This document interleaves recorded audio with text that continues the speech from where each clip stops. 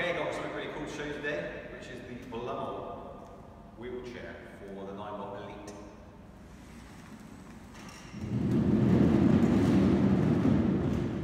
Ta-da! Right, let's open it up. It comes in a lovely box.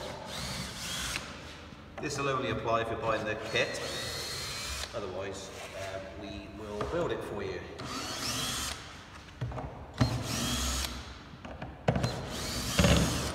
It's a really, really nice box that won't get damaged then on transport, which is quite nice. Have a look in there first of all. It's exciting stuff. Look at that. Can't really see a lot, can you? Because it's in bubble wrap. So you sort that out. Right. So we've got something there. We'll find out in a minute what that is. Let's pull the whole thing out. There we go. Gently put that there, don't damage it. And move the box away. Actually, I'll tell you what I'll do. Let's flick it upside down. And then let's put that on there. Okay. Rip all this out. It's a thing of beauty. Should have brought a knife, shouldn't I? That would be handy. Okie dokie. Let's flip that round now so it's the right way up. We have got other bits in here, look. You might want to come around here to see that. And they've even got the tools in there that come with it. In a nice little package. So these are all the loose bits. Carefully bubble wrapped. Let's turn this round the right way.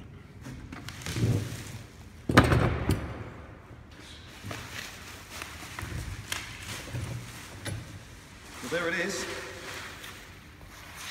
Take a little tour around. Whoop.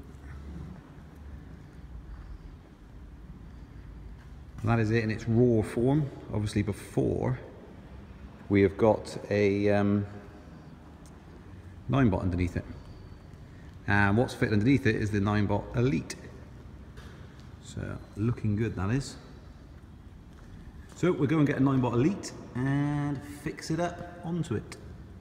Okay, we're going to do a quick fitting video. So we're going to do it with the tools that come with it.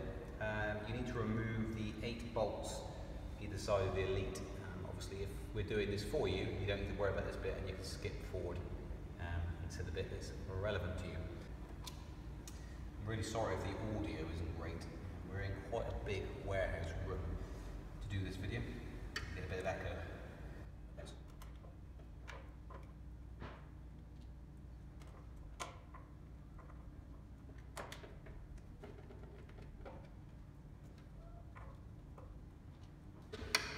So it's just these 1, 2, 3, 4 this side and then 4 the other side, all in a line. You don't need to undo this one, this one, this one, this one, this one, this one. So it's literally the outside parallel with the mud guard.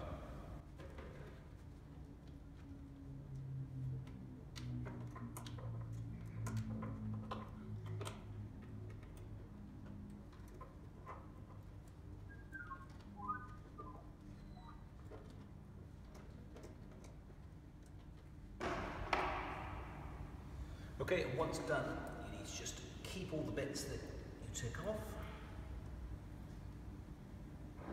Rubber caps you can save, the bolts you will reuse. Okay, once you've removed all the screws, these are your brackets that you need to put in place. And they go where you just removed the screws. And you'll be able to use these screws here, which is 8 of them, to hold it in place. Okay, there they are. Let's grab these.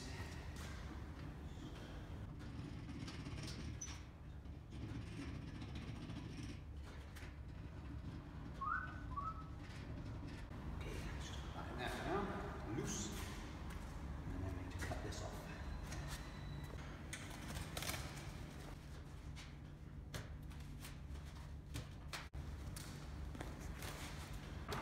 Okie dokie, that's those rails on there. They're put on here on the side, the brackets, whatever you want to call them. All fitted on. Definitely recommend not using the Allen keys to do it.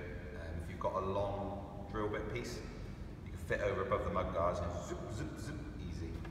So then what you need to do is put the steering adapter on through the unit, like so. And then this goes on here like this.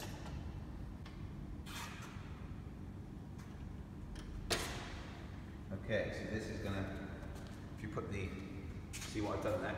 I put the arms down and you'll see that it basically lowers the whole unit onto those brackets we've just screwed in. And then you've got screw holes, front and back, with adjustments, so you can slide it forward and backwards. And you've got the 4 bigger screws, which go in. Okay, next you need the steering bar, which has got a little attachment on there.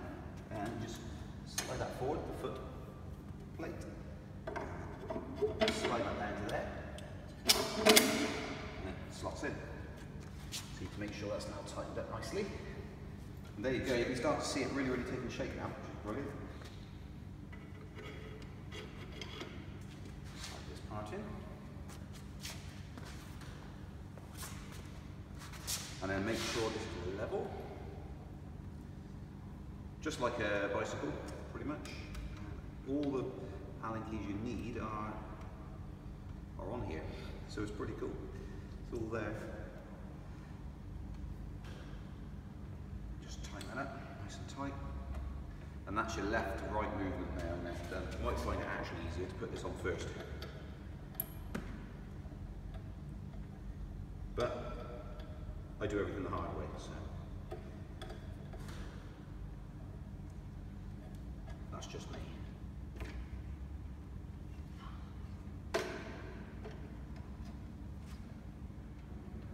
There you go, left to right. You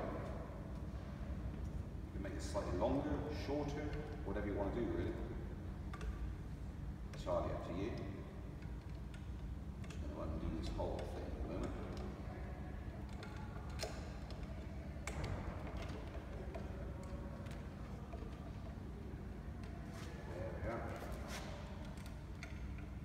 Okay, next up you've got the activator handle, so that goes on here, and then you can move it up and down to bring this up and down basically. So at the moment it's clamped down, which holds the unit to the floor, essentially braking it. It's a handbrake I suppose it's called. So that's the fully up position, and then you just, that will then be in that position once you're sat in the chair. And it's multi-position, so you can move it about. You're not fixed to this position.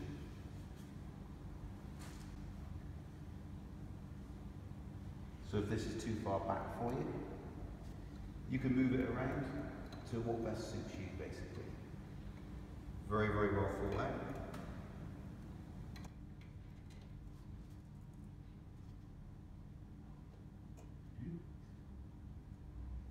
Okay, so when you pull that lever down, back, it will clamp down like that. And these feet are completely adjustable, so you can get them in exactly the right position for them to be fully operational. Is powered on, it's on, and this actually folds up. So fold that down, and obviously I'm fully able, so I'm just going to do the best I can. And then this bar, with very little practice, you can actually slot it in without actually looking where that slot is, as you just see. I've probably done that about 4 times. That can slot in. Now, it actually, what you can do is there's a catch, which I'll do a close-up of. And all you do is you flick that over, and it locks it into position. You can't then lift it up. If I did it the right way, it would help. And then you can't lift it up, so it's locked into position. Now the thing is, you can flick that over to unlock it. I'm not sure if you can see it now, but if I flick that across, it's very clever. it's actually sprung. So you can leave it in a locked position and then slot it in. You hear that click? That's now locked into position, so you only need to undo it. So you don't need to bend down to lock it and bend down to unlock it. There's several ways you can reach it. You can reach it through the side, you can reach it over the front, and obviously you can do it with the other hand through the side as well. So whichever way would be easiest, but you can unlock it, and it holds in the unlock position as well, which is handy. It doesn't flip back, even though it is spring loaded. So yeah, for now I'm going to leave it in the unlock position. So I can't actually, with this, I can't see where that adapter is. And so you can mess about with it and slide it in without actually leaning over to have a look, if that makes sense. Anyway, so this holds your feet. This isn't designed to put a load of pressure on, so it'd be interesting to see what weight you put on your knees. I'm not sure why you want to put weight on your knees, but anyway. So the unit is now booted up, it's turned on. You've got a multi-point adjustment here with the Allen keys provided. You can actually have that up this high, or you can bring it down even lower to your legs. And we can adjust this part of the bar, basically. It actually comes as standard a bit longer. We've cut this down, and we can customize that section of it completely, basically.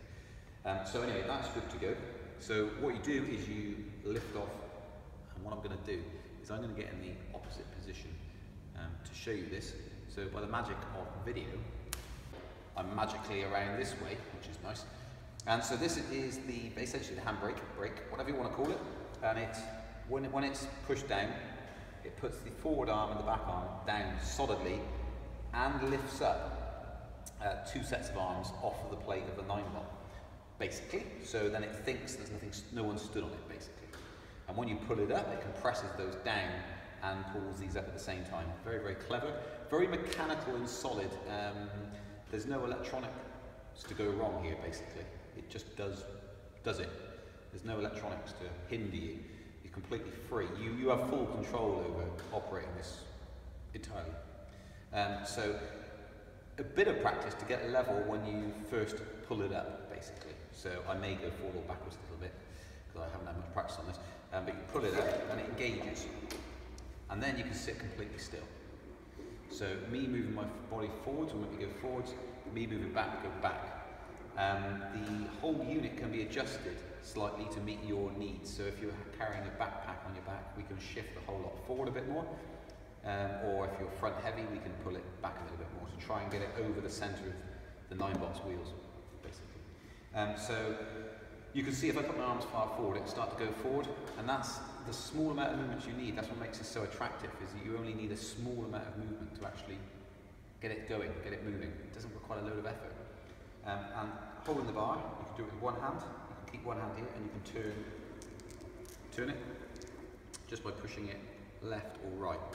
So you can go left, right, either hand makes no difference. Both hands, spin around, completely on the spot. It is an excellent piece of equipment. This is really, really good. And I hope it's going to change some people's lives. Blumil have done a great job with this, so I think it's really, really good, really solid piece of mechanical equipment. So let's do some various testing now is the idea. We're going to trying to put it into as many scenarios as you guys might be thinking of using it in. So through doorways, sitting at your desk, inclines, off-road. We're going to try and fit in as many things as we can think of. So yeah, let's get going, and you just see it in different situations now, and we'll try and mimic everyday usage of what you may or may not be doing. So there we go. So in this one, I'm just going to do some speed. So I'm going to come up and come round, and you'll just see the speed it can go. And it goes about 8 miles an hour, just over. Just by leaning forward. Turn the bottom. From a stop to stop. So I'm now going to do a braking mechanism test. So you're flying along and you want to suddenly stop, just lean back and it will stop. If you continue to lean back, it will go backwards. And this one is just a wide application through the phone, because you can connect to your smartphone. This one actually has a reverse alarm on it, which I'll demonstrate. demonstrate again for you. If you reverse it for a certain amount of time, it'll start beeping. You can still control it, it just lets people know you're reversing. And you lean forward and it'll go again. So let's try to break it again, one more time, demonstrate. On the other side, lean back. And it goes, and it stops. Simple as that. So with this, you can drive on the straight line without holding the bar at all. This is just for steering, purely steering, there's nothing else. So a demonstration would be if there was something on the desk, something heavy, or two things, you can just pick them both up, and you can control all this with your forward and back movement.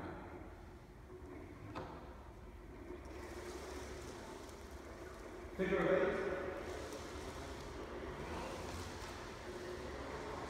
Very, very, very removable.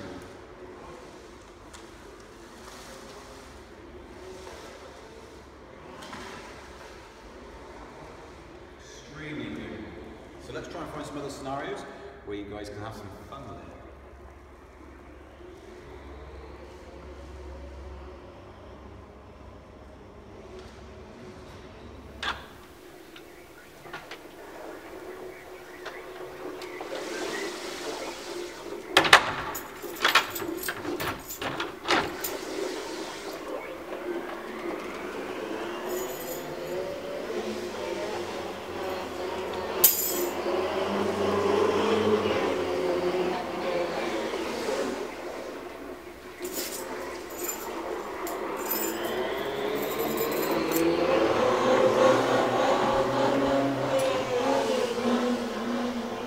So you have to excuse the messy office, but anyways, boxes lying around, it's quite compact, it's an actual environment that we're working in, and so desk wise, as you can see there's my knees, that's the height with it on, with your legs on the actual foot plate.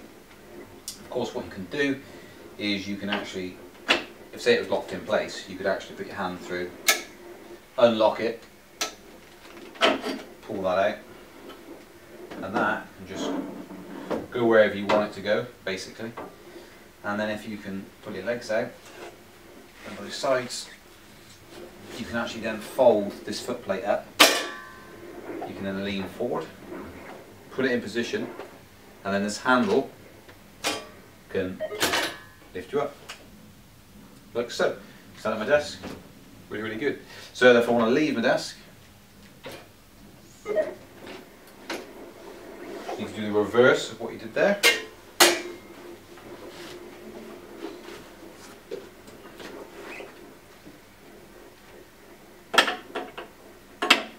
And as you notice, I can actually stay completely still.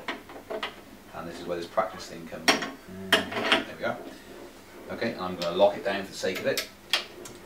And then you can just, easy as that.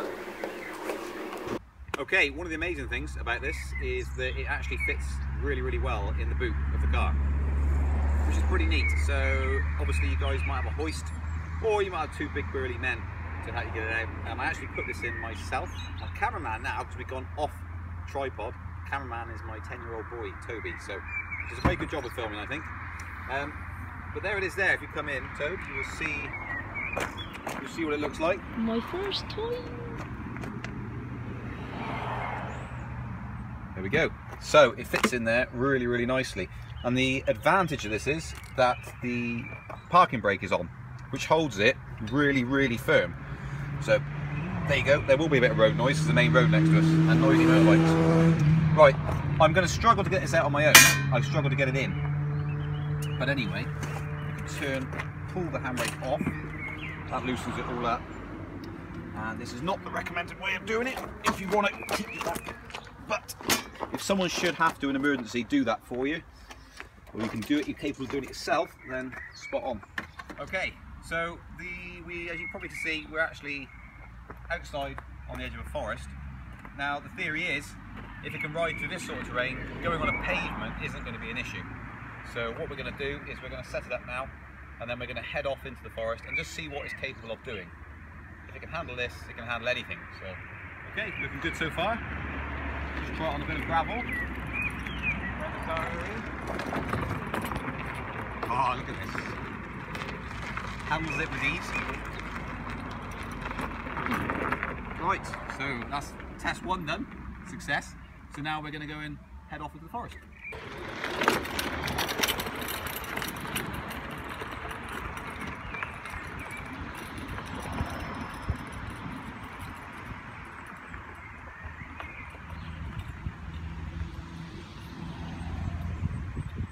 Okay, what we've got here is actually quite a steep incline. It's quite rough, and then we've got a drop off on the side. So I'm just going to go and try and go up it forwards.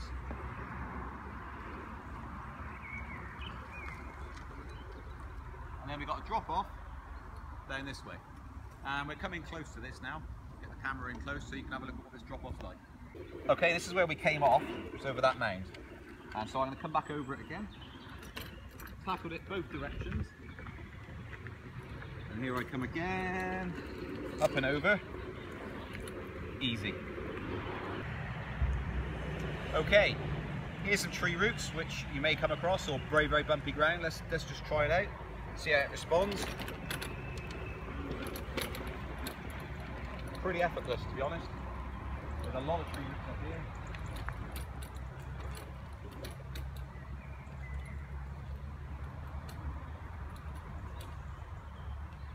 Spot on. So let's try coming down. Same route, but coming down.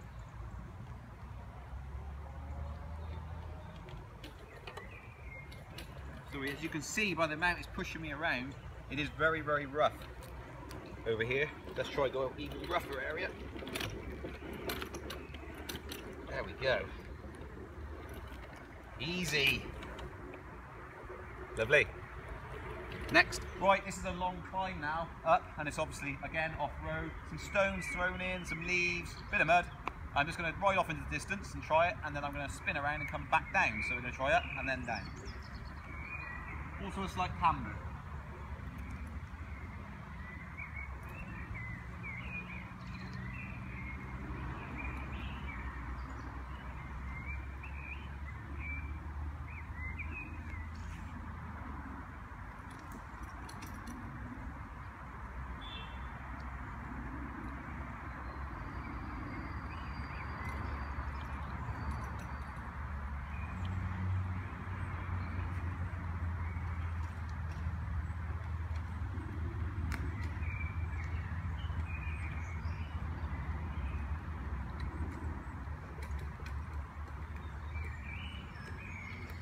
Actually very muddy. That was fun coming down. So that went up and down, no problem at all. As you probably gathered, and I don't think I've explained yet, if obviously if you lean forward it'll go forward, and lean back it'll go back. That's massively adjusted when you go uphill.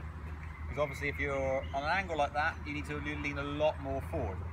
So now I'm on more or less flat. If I just lean forward a bit, it goes forward. But uphill there's more resistance, so you need to lean forward that bit more. But there's also a software element that's built into it. So if you lean forward at this angle and you stay exactly the same angle and you're on flat, it will eventually pick up speed. So it goes faster even if you don't keep leaning forward and forward more and more. And obviously to brake, you just lean back a little bit. So you can constantly feather your speed. You can control it very, very finely, basically. Right, let's try some gravel, shall we? A long gravel path. Okay, another thing is, you don't necessarily need to hold it like this or stick your arms out. When you're going uphill, you may have seen I'm actually leaning forward a lot and it pushes this elbow out. That isn't a necessity. You can hold it here just as well, so I can turn left and right just by very slight movements. There's not any force particularly that's required to actually move it left to right. So you can just trundle along, holding the centre of the bar like that. It's just however you feel comfortable, really. You can do that, or you can hold on and just ride along like this. Simple, really.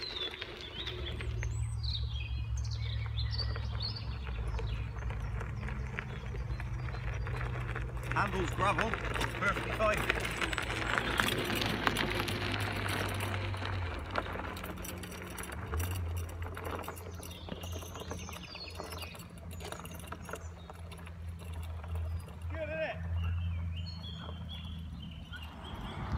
Okay, this is Toby just trying after some filming. First time. First time? Literally the first time, yeah. Oh, bless you. And then, so go left. I'm not sure you got the body mass to make it move, we'll see. No. Try going up it backwards. But not into the gate, which is right there. So try and go backwards. No, but go up it backwards. That's it.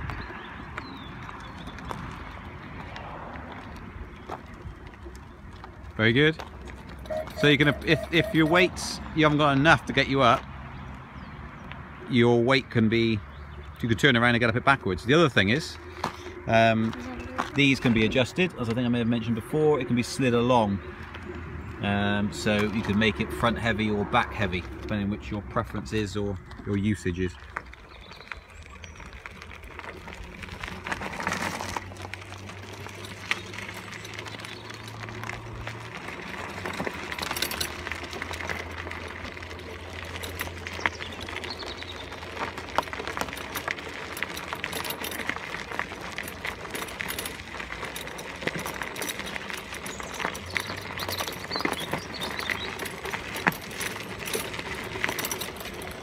So this rattle that you can hear is actually the back seat. If I hold the back seat just slightly, to stop the rattle. I can't pull on it too much, so it's stopping. But the rattle is because there's no pressure on the back seat, basically. The back of the seat, should I say, not the back seat.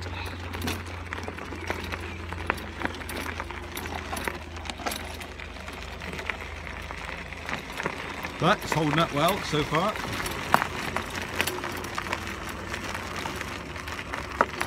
Those tyres are coping very, very well with the diameter of the wheel.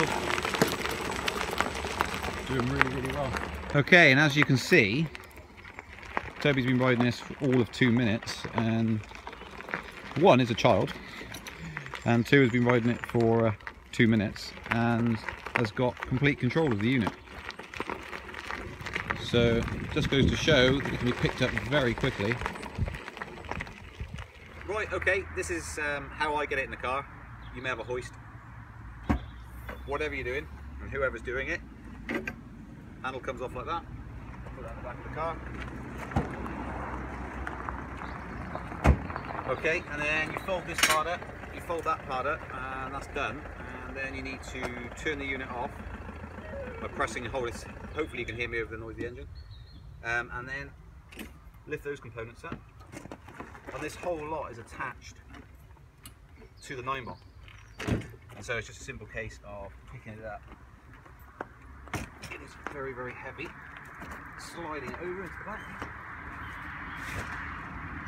Like so. As I say, you can put the brake on, the park brake on.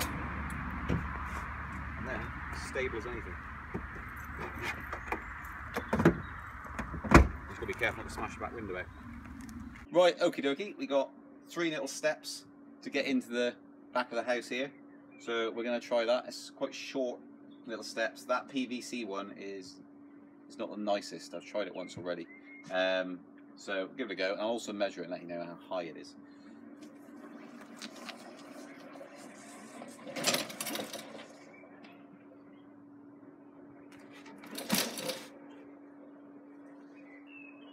Back down again. So in reverse.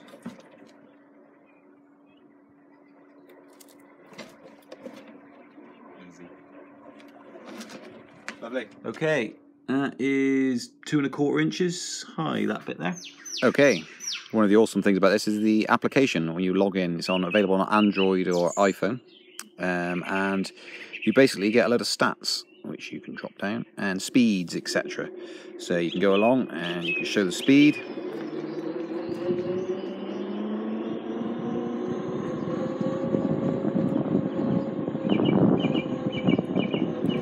Which is pretty neat. And so you can scroll up, you can see distances that you've done.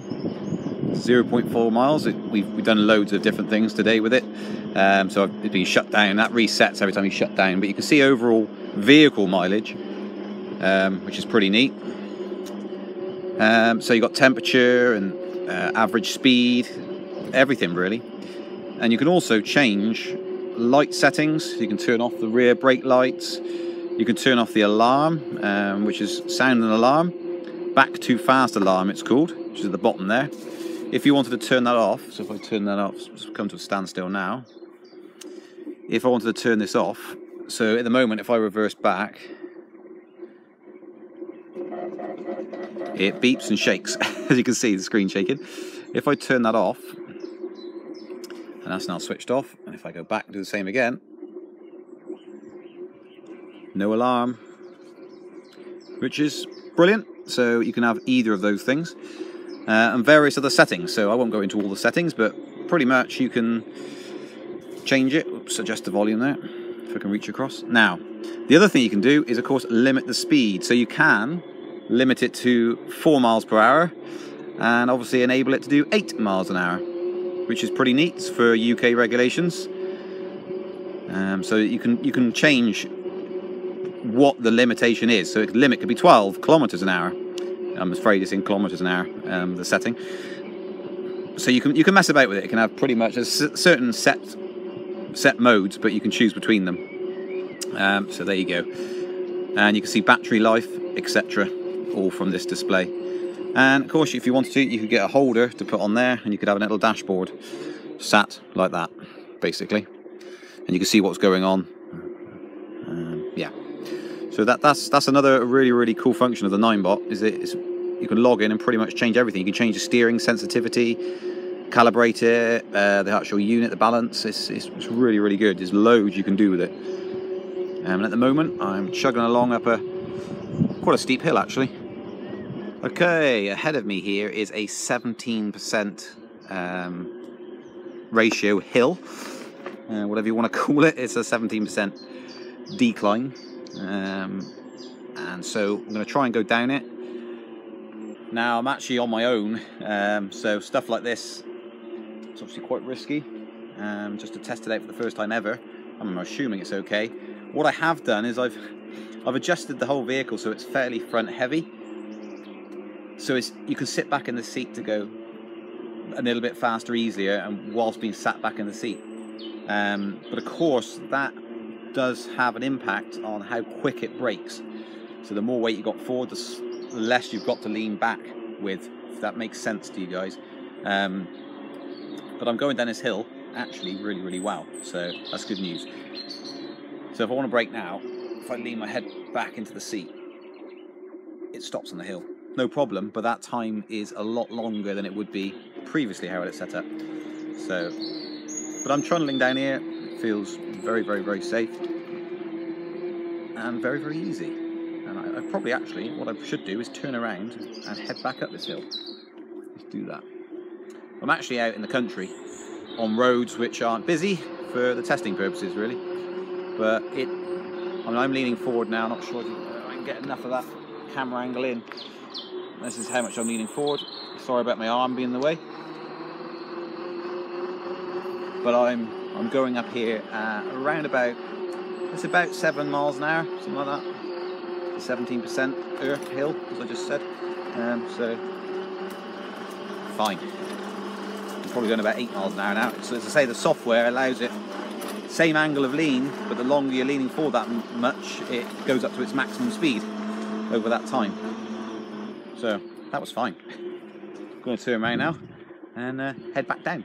But that's the decline and climb tested on a 17% to give you some idea. Piece of cake, really, piece of cake. Doesn't even sniff at it. Okay, 20%. Something I'm not keen on doing at all. But I'm going to try it for you guys. Something I really don't fancy doing, to be honest. But we'll give it a go. We will give it a go. The actual units, the Ninebot, would not struggle with this at all. But obviously the layout is completely different. So all I'm concerned about is not whether the Ninebot can do it, but whether I've got enough leverage to brake on a 20% hill. So what I'm going to do is just slow it down. I'm doing probably 2 miles an hour here.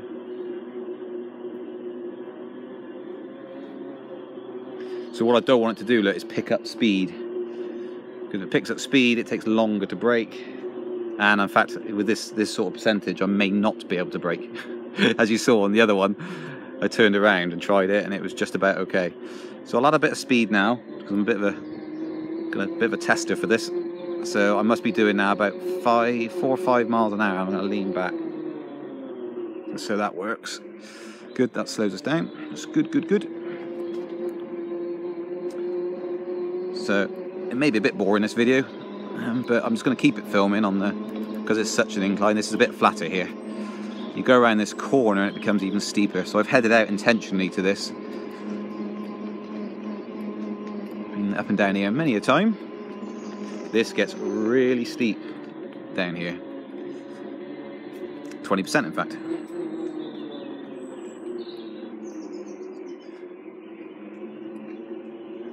And it's hardly straight, so it's quite a nerve-wracking hill, this one. You know, if you started to go fairly out of control too fast, you would end up going to the hedge. And of course, I've got to get back up here. But actually, it's coping fine as long as you take it steady. The amount of lean I've got backwards, the way I've got it set up at the moment, is coping with it absolutely fine. Yeah, it's no problem at all. Easy for it. So as I say, and I'll say it again, just in case it's not clear, it's the way I've got it set up. So you can have a preference to be front heavy, back heavy, center, whatever really. I found for me it wasn't accelerating fast enough, so I moved it forward slightly. And of course that does have an effect on how quick you can decelerate. So it's just a play off between the two really, get it as comfortable as you can, but it is fully adjustable, so it's just working your way around to what's best suits you basically by doing silly little tests like this.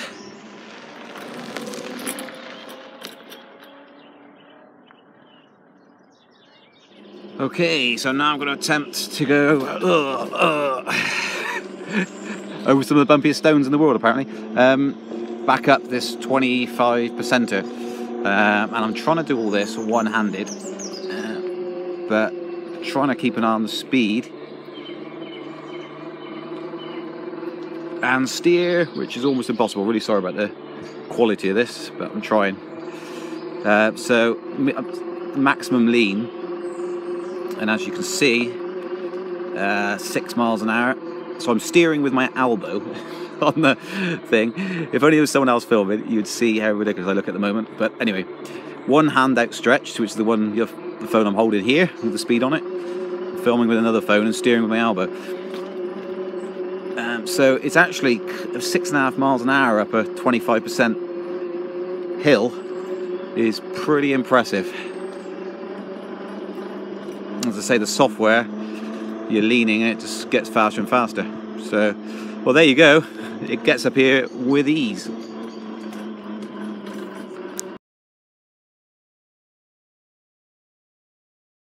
One feature with this is if you've left that unattended, but you are aiming to use it again, but you don't want it stolen, with this key comes some functionality. You can turn on the speed limiter at the push of a button, which is great if you want to stick it to and be lawful within the UK anyway, and be 4 miles an hour around pavement areas and stuff like that. And when you're out on the open road, make it 8 miles an hour, you can press that. That's now in speed limited mode. That's now not in speed limited mode. But the important thing is, what I was getting to the point I was getting to, was you can lock it. As you can see below, those lights are changing. That's now in lock mode. If someone, I can't do all this because I'm filming myself, but if I was to pull this down now, as you can hear, there's no stabilization with that. It'll actually just fall over, and it buzzes and makes all sorts of noise and jams the wheels up and loads of other funky things. So no one's going to really want to pinch that unless they're very, very, very, very brave. But there you go, it comes with a key fob, and let's see how far it works for. There you go. So don't know how many paces I'm away. There we go. So I am here. 1, 2. It's about 2 meters. 1.5, 2 meters away it works from. There you go. Hope that helps. Another thing with this is that this will, the actual steering will actually hang on a table. See, it's loose, but it's really well balanced. So you can hang on the edge of a table and it'll stay there, which is quite neat. So if you're tucking yourself underneath the table, just hang it by the side of you. And then it'll, interesting little feature. Another really, really important development with the Blumil is that it's a certified medical device now, which should pave the way for funding, stroke benefits. So a lot of you guys and girls will be able to basically get funding for it because it's classed as a medical device rather than just what I think it used to be classified was extra sort of leisure device, and not applicable to any sort of funding, which was a real shame. But that has now happened as of, I think, at the 24th of May 2016, 25th of May 2016. So it's literally, as we make this video, is only about a week has gone by, if that, which is absolutely brilliant. Has also got full CE certification as well. So the medical device certification is for the whole of Europe, and the same with the CE. So that's really, really good. As you can see by these certificates that have been on the screen as I've been talking, that is all you need to know pretty much. If you need actual copies of these for proof for your local councils or whatever you go through in your relevant country, then let me know and we will do our best to send you the certificates that you may need and answer any questions. Okay, I hope that's really given you an amazing overview of a little device there, which, as far as I can see, is going to be spot on for so many wheelchair users. It's going to be brilliant, and I really hope this video has shown what it can truly do and how useful it can be for you guys, basically, and girls. I keep saying guys, I mean guys and girls when I say guys. It's a regional thing. So I hope it's really, really giving you an insight into the Ninebot, which sits underneath it, and the Blumil, which sits on top of it. Combined, as you've seen, are a brilliant, versatile unit. So I hope it really, really helped. Cheers, guys. If you need any information at all, then info@speedyfeet.uk. Check out our website, speedyfeet.uk, and like and subscribe and share this video if you think it's going to be useful for someone. Cheers. Bye.